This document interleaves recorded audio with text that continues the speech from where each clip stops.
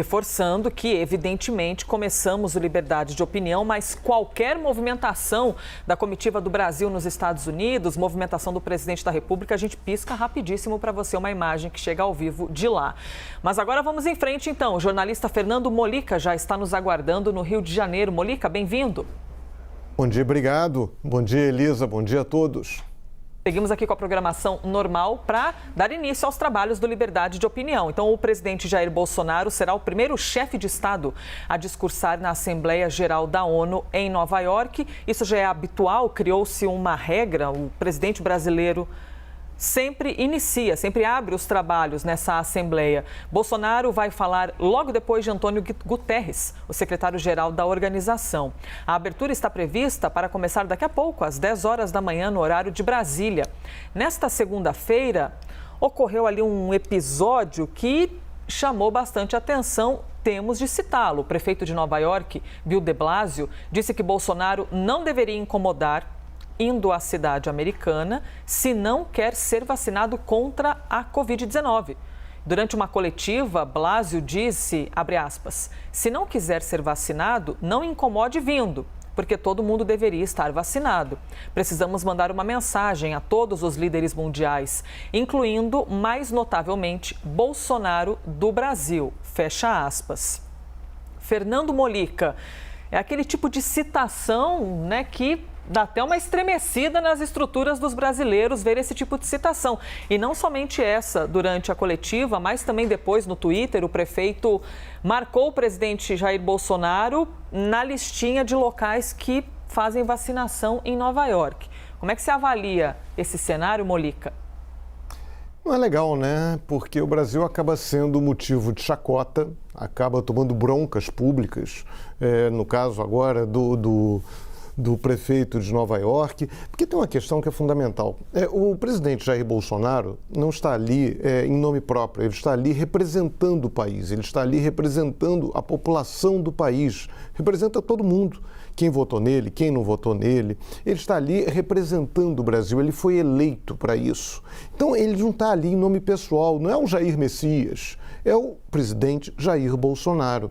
Então quando ele faz isso, ele está demonstrando que ele está só em questão pessoal, ele não fala, ele demonstra que o Brasil, não apenas ele, mas que a população brasileira não se importa muito com a saúde alheia. Que a população brasileira não está preocupada com o fato de que ele pode, que seu representante máximo, sua maior liderança, pode contaminar outras pessoas. Tem um aspecto também. A ONU não vai exigir certificado de vacinação de chefes de Estado, seria uma situação bem delicada, mas ela criou uma espécie de sistema de honra. O presidente da Assembleia Geral mandou uma carta para todos os países, dizendo o que é esse sistema de honra. Diz que é o seguinte, na hora que um presidente, um primeiro-ministro, usar o seu cartãozinho, uma espécie de crachá, para entrar na ONU, ele está ali admitindo implicitamente que ele está vacinado, que ele não representa um risco para outras pessoas. Ou seja, o presidente brasileiro, daqui a pouquinho, quando entrar no prédio da ONU, ele vai descumprir esse compromisso de honra, esse sistema de honra. Ele vai dizer implicitamente que fez uma coisa que ele não fez. E é curioso, né? Ele vai discursar na tribuna e logo depois vem o Joe Biden. O Joe Biden, que tão preocupado com vacinação, tão preocupado com o uso de máscaras, cria até um constrangimento para o próprio Joe Biden, que deve estar até preocupado, né, de discursar no mesmo local, logo depois de alguém que não está vacinado.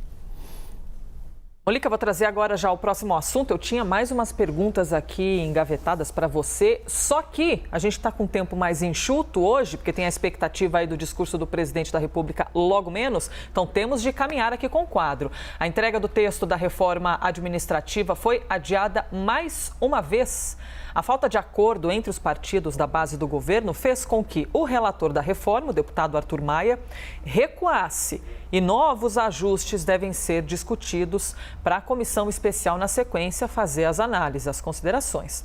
O presidente da Câmara, Arthur Lira, fala em buscar consenso com todas as lideranças partidárias e entende que desta reforma vai conseguir votar e aprovar a reforma com rapidez em plenário. Vamos ver.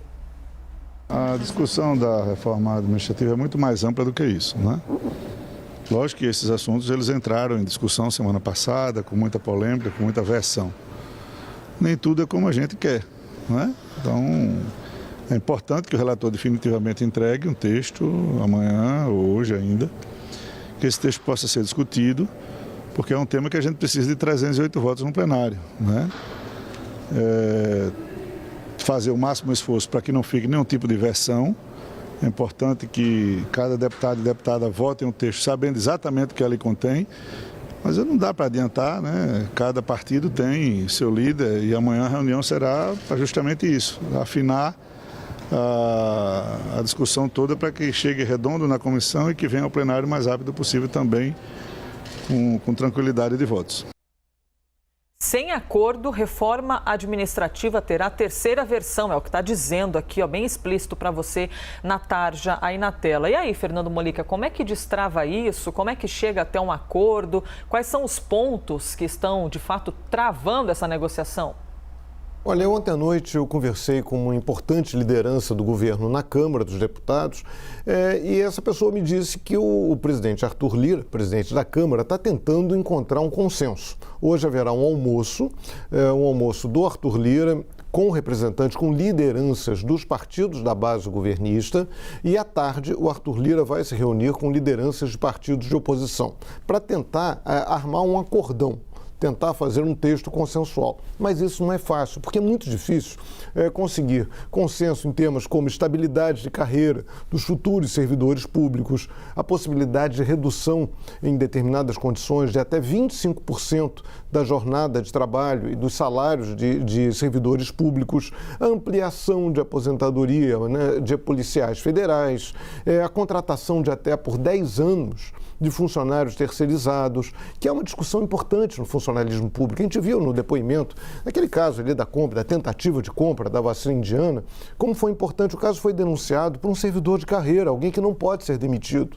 Se ele pudesse ser demitido, se ele não fosse de carreira, será que ele teria coragem de vir a público dizer aquilo que ele falou? A gente está vendo agora os casos, no caso da Prevent Senior, os médicos estão falando escondidos, têm medo de retaliações, têm medo de ser demitidos. Então, isso é muito delicado. Então, são discussões muito difíceis.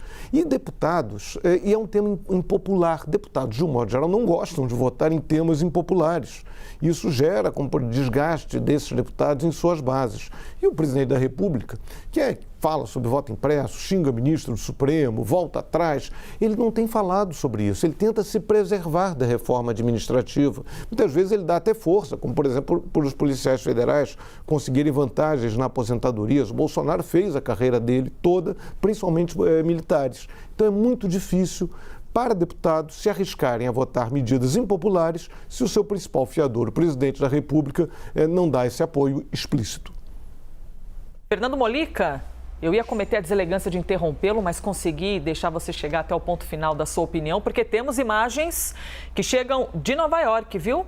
Para você que nos acompanha agora ao vivo, o presidente Jair Bolsonaro acaba de sair do hotel na cidade de Nova York, ele que tem um dia bastante cheio, bastante importante neste encontro da Assembleia Geral da ONU. São 20 países que estão reunidos para esse dia bastante importante e antes de haver o início dos trabalhos, estão vendo que agora, quando pararam a imagem, você consegue ver direitinho o presidente da República entrando dentro de um dos carros da comitiva, que é enorme. Lembrando que temos a abertura da Assembleia Geral da ONU, feita tradicionalmente por um presidente brasileiro, e quem está na cadeira é Jair Bolsonaro, então é ele que faz essa abertura dos trabalhos. Só que antes, ele tem duas reuniões, uma com o presidente da Polônia, que já estava prevista desde sempre, que iria ocorrer, e também o presidente Jair Bolsonaro vai se encontrar com o secretário-geral da ONU, português Antônio Guterres. Então são dois encontros que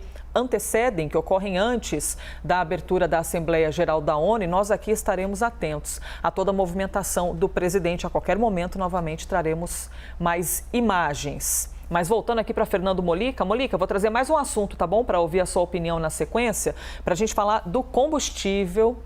É o famoso comigo não morreu. O governo federal está dizendo, comigo não morreu esse preço aí, isso aí não é culpa minha, é culpa dos governadores.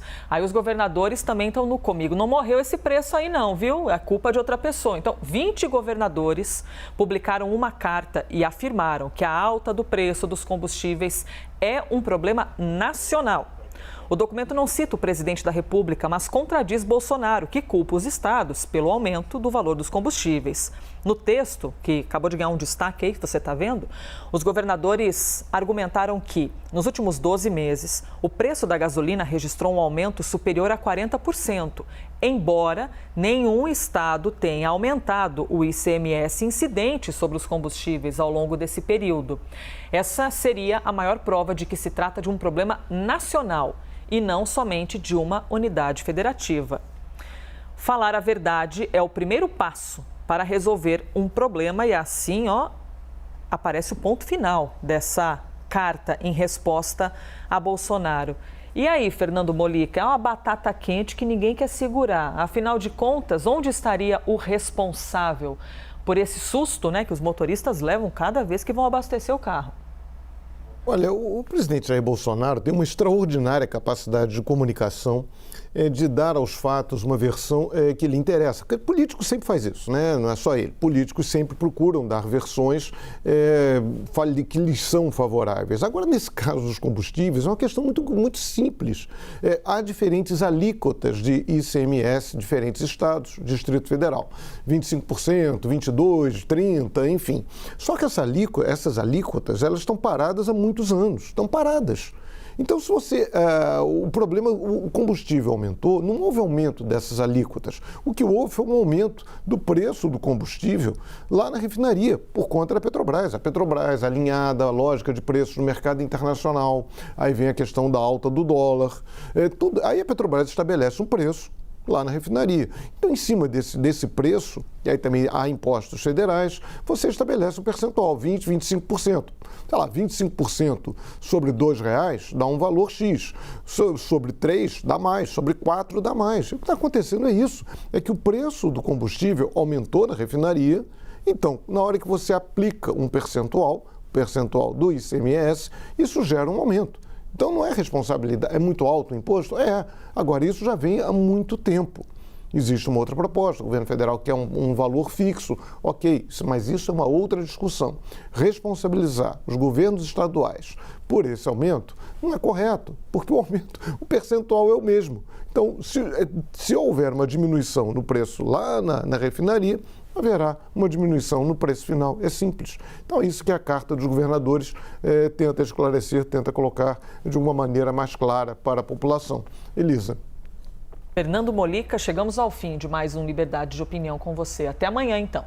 Até amanhã. Daqui a pouco tem discurso, né? Vamos lá ver.